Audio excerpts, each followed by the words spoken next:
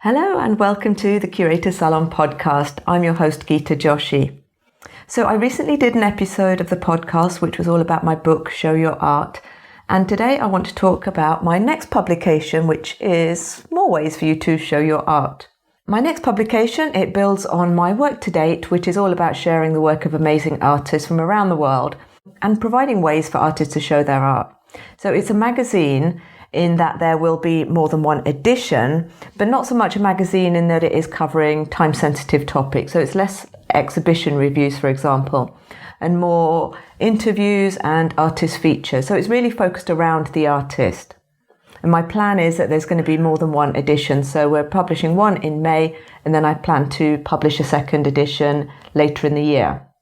I'm excited to announce that I already have some confirmed contributors, including Lauren Tate-Baser from the High Museum, Danny Dunson from Legacy Brothers, Gary Mansfield from Ministry of Arts, and Alicia Puig from Create Magazine and PXP Contemporary. And there's a couple more, but I can't say just yet.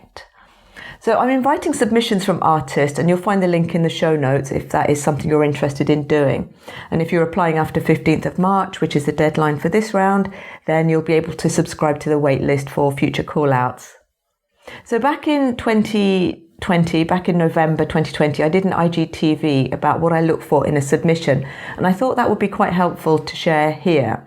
So applying for open calls is a really great way for artists to get seen by more people, because even if you don't get selected, you're at least on the radar of the people who are selecting the artwork. So, when I was on the selection panel for Jackson's and also recently with Create Magazine, I was able to see artwork by so many more people than I would have seen otherwise. And even if they weren't selected for the final exhibition itself, they were still people that I then began to follow and started having conversations with. So, open calls is a really great way for an artist to empower themselves and get their work seen by more people. And in our case, the magazine is then obviously has a broad audience as well, and it will be available globally once it is published. So going back to the application form for the submissions, all I need is a bio, a statement, and some images of your artwork. So a bio is obviously your biography, but I want a bio that takes me through, tells me about your journey through art. What I don't want is just a copy and paste of a bunch of exhibitions you've taken part in, for example. Unfortunately, that is something that people do. But, for me, I want to read a biography that really takes me, where I feel like I've got to know the person and who they are a little bit.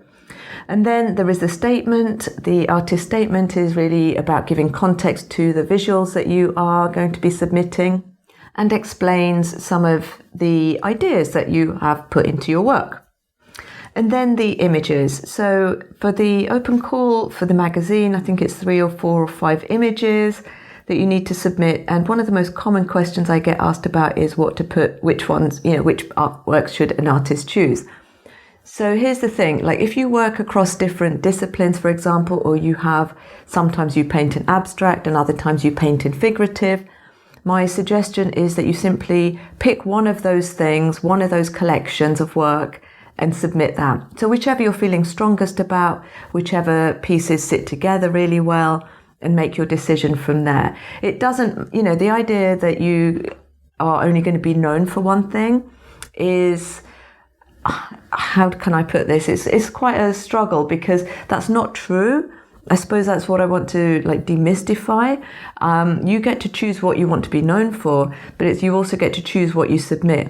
When I see an application that has one abstract, one figurative, one sculpture, one print, it makes the selection process much harder for me. I have to go and do more research into what is this artist about and what are they saying and what are they trying to do here. So while as an artist you 100% get to go and be experimental, you go and get to try all the different processes, techniques, media, anything you like.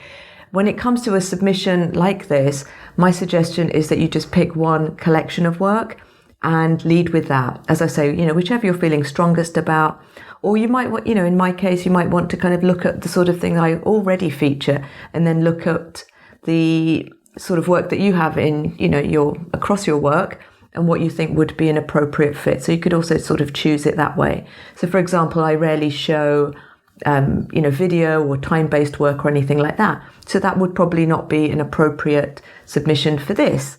But that, there might be other platforms, other call-outs where you'd be able to submit that. So I hope that is helpful, and you can go over to IGTV and find this video that I did back in November. So that is what I'm looking for this submission. And, that is generally my advice for most places that I've, either curated or I've been on open calls, jury panels and anything like that for as well.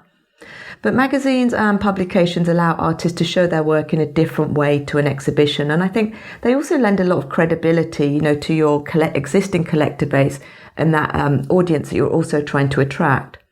I've been to studios where an artist has their work in a publication and they'll have the magazine out for visitors. And it really lends just, there's another layer of validation there. And it sort of sends the message that is like, my work's been seen beyond the people who visit this studio or beyond the audience of a particular exhibition, for example. And that's the other great thing with a publication, because there's something really special about physically holding it and engaging with it that way. And then the next thing, of course, is that it is not so time-based, right? Not like an exhibition, which is only up for a month or 2 months or something like that. It is really almost like a form of documentation as well. So, I hope you do consider magazines and publications as part of, ways to show your art. Anyway, I think that is all I have got to say about this today. Do connect with me on Instagram at @theGitaJoshi, and you can ask me any questions over there. And I look forward to seeing your submission and sharing your work.